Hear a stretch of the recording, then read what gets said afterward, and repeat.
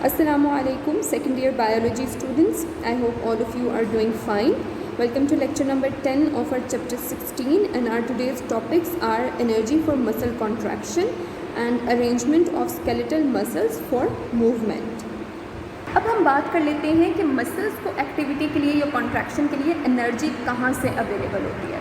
Energy के बारे में हमें पता है, ये हमारी बॉडी के अंदर डिफरेंट लोकेशंस में कंपाउंड्स के फॉर्म में स्टोर होती है, डिफरेंट मैक्रोमोलिक्यूल्स के फॉर्म में स्टोर होती है। जैसे कि कॉमनली हम कहते हैं कि एनिमल्स के केस में glycogen is the energy storage product. Glycogen जो है उसके अंदर एनर्जी स्टोर होती है। इसका मतलब है इस ग्लाइकोजन की ब्रेकडाउन की वजह से हमें एनर्जी मिलेगी, जो कि किस फॉर्म में होती है, एटीपी की फॉर्म में।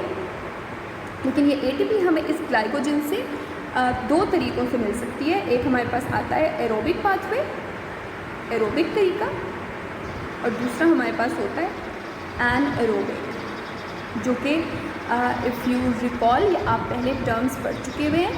एरोबिक के केस में ऑक्सीजन की प्रेजेंस में ग्लाइकोजन की ब्रेकडाउन होती है, और एनारोबिक के केस में ऑक्सीजन की एब्सेंस में ग्लाइकोजन की ब्रेकडाउन होती है। And the glycogen is converted into glucose in case of aerobic respiration, and it is converted into lactic acid in case of anaerobic respiration. Glycogen के अलावा एक और कंपाउंड भी होता है जो कि एरोबिकली ब्रेकडाउन होकर हमें एनर्जी देता है, और उसको हम नाम देते हैं क्रिएटिन फॉस्फेट। ये कंपाउंड जो है ये भी हमारे पास सोर्स ऑफ एनर्जी है उस केस में जबकि एनर्जी की बहुत ज़्यादा ज़रूरत हो बॉडी को। तो हमारे पास दो प्रोडक्ट्स आ गए, ग्लाइकोजन भी और क्रिएटिन फॉस्फेट भी। ये जो एनएरोबिक रेस्पिरेशन है जिसमें हमने कहा लैक्टिक एसिड बनता है, ये जो लैक्टिक एसिड है ये हमारी बॉडी के लिए हार्मफुल होता है। यानी कि एनएरोबिक रेस्पिरेशन के केस में जो लैक्टिक एसिड है ये हमारी बॉडी को, हमारे मसल्स को फटीग कॉज करता है। यानी मसल्स के अंदर इसकी एक्यूमुलेशन की वजह से हमारे मसल्स में टायर्डनेस ज़्यादा हो जाती है। तो नॉर्मली क्या होना चाहिए कि ये लैक्टिक एसिड जो है it needs to be further broken down into glucose. यानी कि एट नॉर्मल स्टेट, यानी नॉर्मल स्टेट में हमारे मसल्स क्या करते हैं, 1/5 part of lactic acid is broken down in the absence of oxygen. Without oxygen lactic acid का 1/5 part तोड़ दिया जाता है, और फिर उसमें से जो एनर्जी निकलती है, इस एनर्जी के ज़रिए से जो बाकी का 4/5 पार्ट होता है लैक्टिक एसिड का, उसको कन्वर्ट कर दिया जाता है ग्लूकोज को। So we can say that 5 lactic acid molecules are obtained, out of which 1 is broken down to get energy, and then that energy is used to convert rest of the 4 molecules into glucose. Next let's talk about muscle fatigue. Fatigue हम कहते हैं किसी भी ऐसी state को जिसके अंदर कोई भी चीज़ जो है वो एग्जॉस्ट हो जाती है या वो ओवरवर्क हो जाती है, उसके ऊपर बहुत ज़्यादा काम का बर्डन आ जाता है। तो मसल्स के अंदर हमें फटीग किस वजह से नज़र आती है, जब उसके अंदर कॉन्ट्रैक्शंस और जो रिलैक्सेशंस हैं उनका जो एक साइकिल है, एक उनका जो बैलेंस है वो ख़राब हो जाता है। यानी कि अगर मसल्स टू लॉन्ग कॉन्ट्रैक्ट करें तब भी हमें फटीग का सेंसेशन फील हो सकती है, और अगर मसल्स कॉन्ट्रैक्ट ना कर पाएँ तब भी मसल्स फटीग का शिकार हो जाते हैं। सो अगर हम कॉजेज़ देख लें मसल फटीग के कौन कौन से हैं, तो उसमें सबसे बेसिक जो कॉज है वो है एटीपी की अवेलेबिलिटी। एटीपी डिटर्मिन करती है कि हमारे मसल्स ने कब कॉन्ट्रैक्ट और रिलैक्स होना है, क्योंकि हमने अपने प्रीवियस लेक्चर में देख लिया था कि ATP is important to break the bridges between thick and thin filaments, जिसके रिजल्ट में कॉन्ट्रैक्शन के बाद मसल्स अपनी नॉर्मल स्टेट में वापस जाते हैं।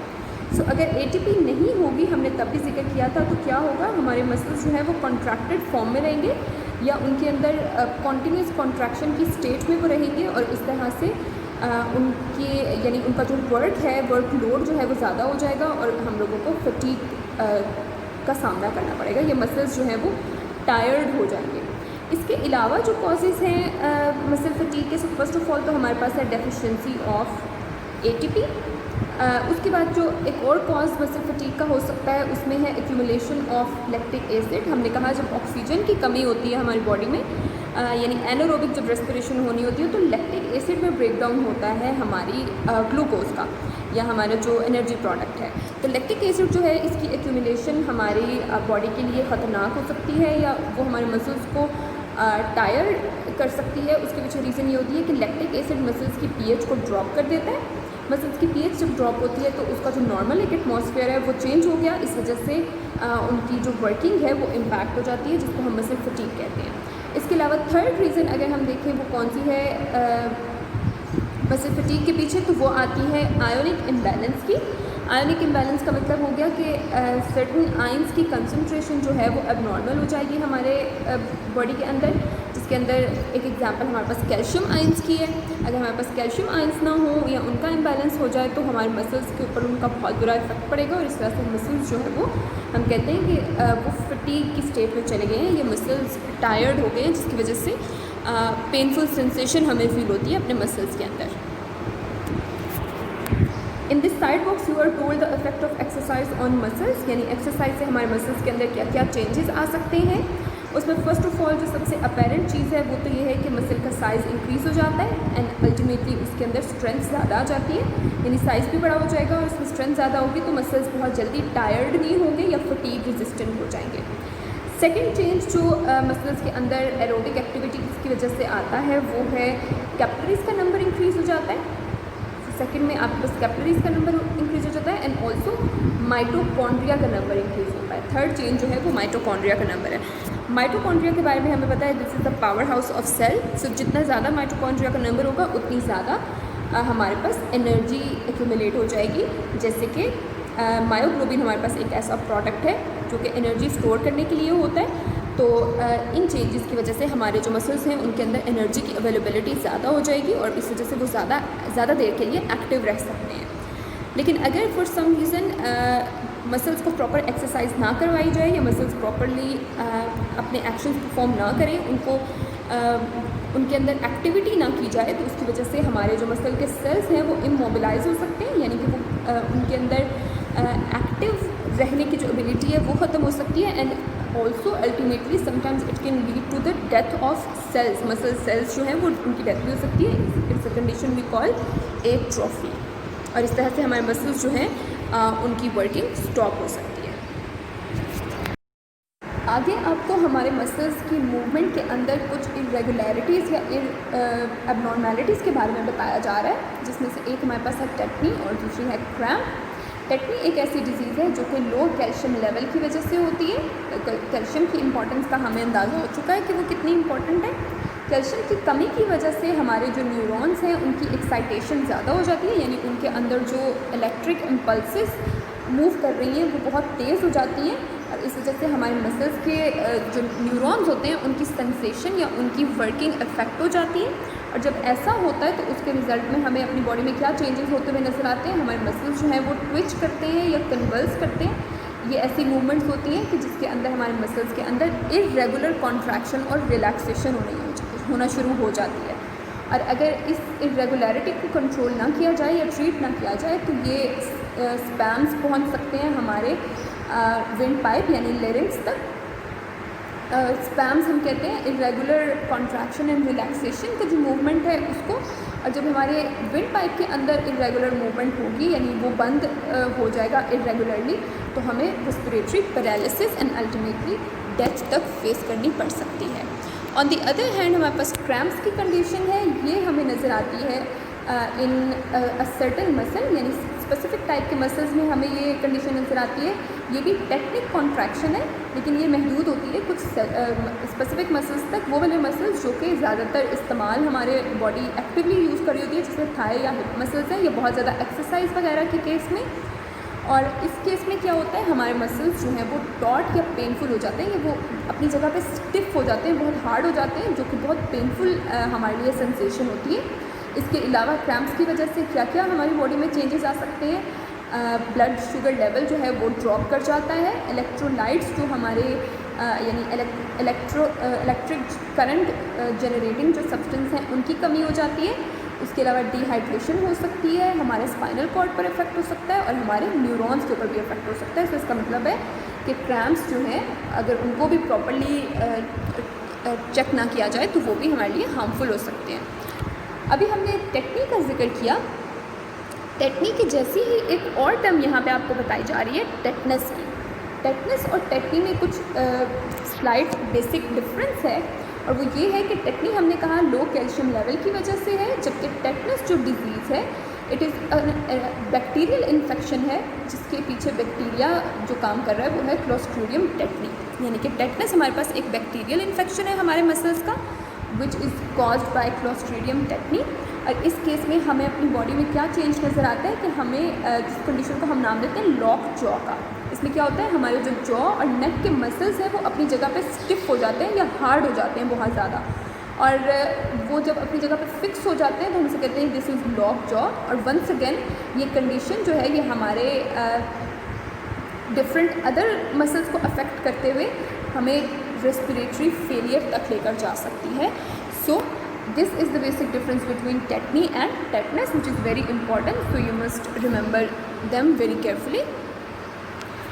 Moving on, let's talk about arrangement of skeletal muscles for movement of skeleton, यानी हमारे स्केलेटन के डिफरेंट पार्ट्स जिन्होंने लोकोमोशन शो करना है उसके अंदर मसल्स जो है वो किस तरह से अरेंज होते हैं, ये डिफरेंट मसल्स एक दूसरे के साथ किस तरह से कोऑपरेट करते हुए मूवमेंट को कैरी आउट करते हैं।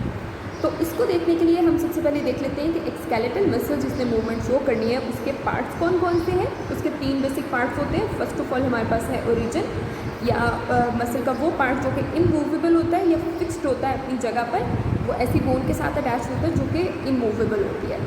सेकेंड पार्ट हमारे पास है इंसर्शन। इंसर्शन वो पार्ट हमारे मसल का होता है जो कि मूवमेंट शो करता है, ये ऐसी बोन के साथ अटैच होता है जो कि बोन मूव कर सकती है। And the third part of our skeletal muscle is belly. ये वो रीजन होता है जो ओरिजिन और इंसर्शन के दरमियान में होता है। So let's say if this is a muscle, तो यहाँ पे हमारे पास ओरिजिन और यहाँ पे हमारे पास इंसर्शन है, तो ये जो सेंटर में पूरा रीजन होगा इसको हम बेली का नाम देंगे, और इसकी वजह से इसकी कॉन्ट्रैक्शन और रिलैक्सेशन की वजह से हमारा मसल मूव करता है। अब मसल्स जो है वो हमारी बोन्स के साथ अटैच होते हैं हमने कहा, और एक दूसरे के साथ भी अटैच होते हैं, और इनकी आपस में कोऑपरेशन की वजह से हमारे डिफरेंट बॉडी के स्केलेटन के पार्ट्स मूव करते हैं। तो ये जो एक दूसरे के साथ बाइंड होते हैं बोन्स के साथ, या मसल्स एक दूसरे के साथ जब जॉइन होते हैं वो जॉइन होते हैं with the help of connective tissues. Connective tissues ऐसे टिश्यूज़ होते हैं जो कि डिफरेंट पार्ट्स को एक दूसरे के साथ कनेक्ट करते हैं, जैसे कि नाम से ही पता चल रहा है, और फिर उनकी कनेक्शन की वजह से, उनकी अटैचमेंट की वजह से हमें मूवमेंट्स शो हो जाती हैं।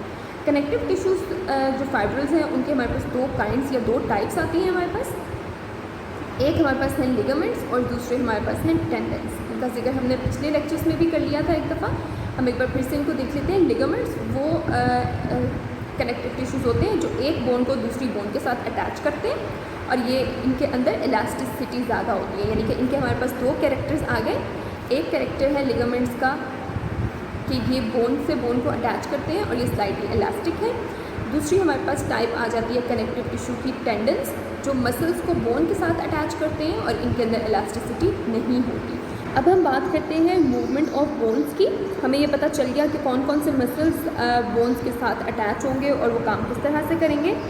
इन मसल्स के अंदर अगर हम टेंडन्स की बात करें तो हमने कहा कि ये कनेक्टिव टिश्यूज़ हैं जो मसल्स को बोन्स के साथ अटैच करते हैं, यानी कि इस केस में हम क्या कह सकते हैं कि अगर मसल्स के अंदर कॉन्ट्रैक्शन होगी तो ऑटोमेटिकली उसके साथ जो बोन अटैच है वो भी उनके साथ कॉन्ट्रैक्ट हो जाएगी और हमें मूवमेंट शो कर देगी।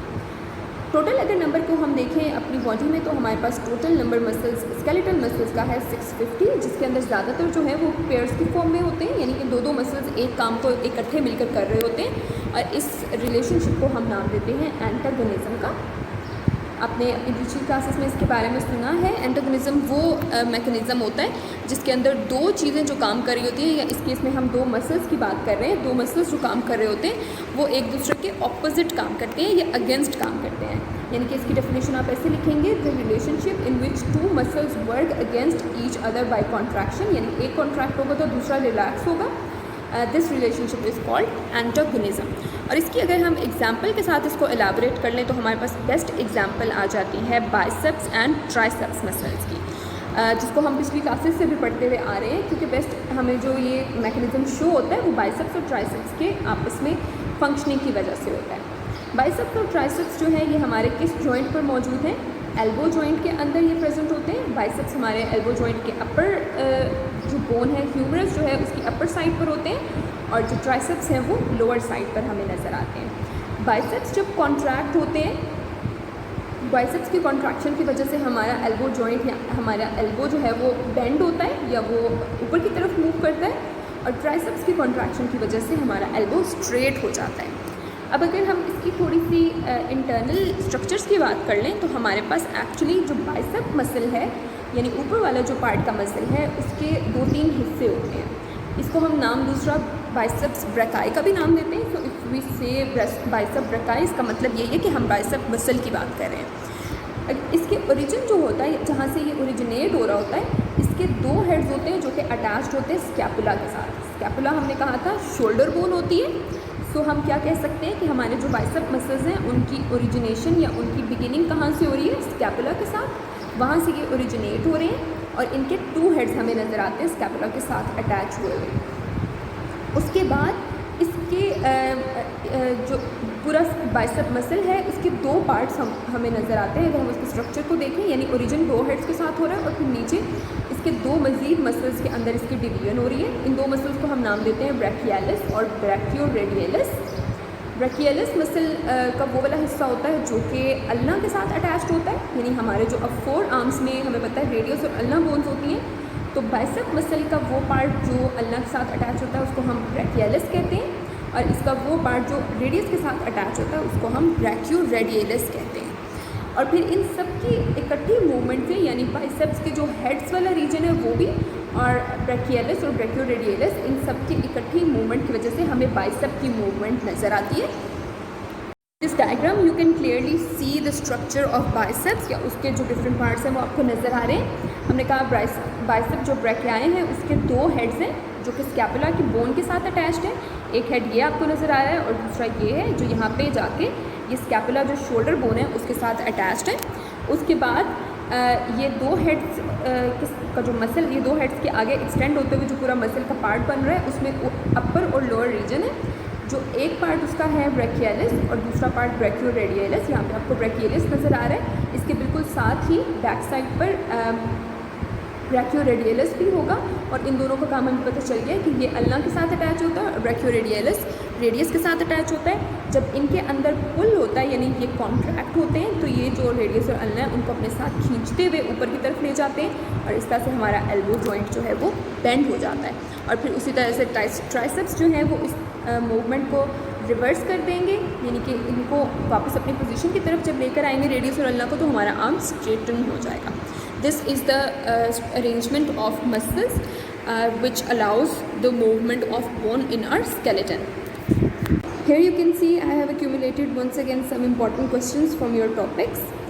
There are some definitions and also differentiate questions, and also the side boxes of our topics of today are also very important. So you need to learn all of these things very carefully, and I will see you in the next lecture inshallah. Allah Hafiz.